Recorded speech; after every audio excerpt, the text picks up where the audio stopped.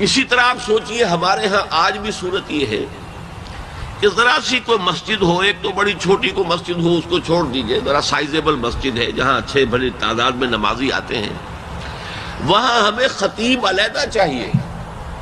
وہ خطیب جو ہے 5 وقتہ نمازیں تو نہیں پڑھا سکتا، یہ تو گویا کہ اس کی شان سے بھی گری ہوئی بات ہے۔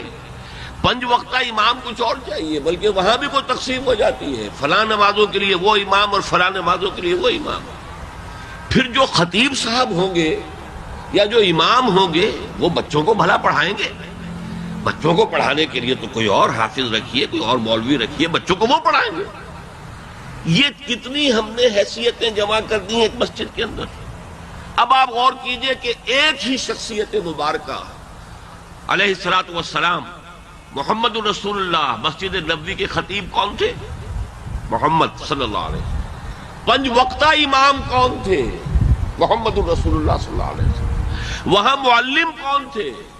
محمد رسول اللہ صلی اللہ علیہ وسلم۔ پھر آپ نے دیکھا ہوگا ہمارے ہاں جو تصوف کے حلقے ہیں، جو شیخ ہوتے ہیں، اب وہ شیخ نماز نہیں پڑھاتے، یہ گویا کہ ان کی فیلڈ کی شے ہی نہیں ہے، وہ امامت تھوڑے کرائیں گے، وہ تو تزکیہ نفس کرتے ہیں، وہ کچھ آپ کو مشورے دیتے ہیں، آپ کو کچھ اوراد و وظائف بتاتے ہیں، ان کا یہ کام ہے، وہ نماز تھوڑے پڑھائیں گے۔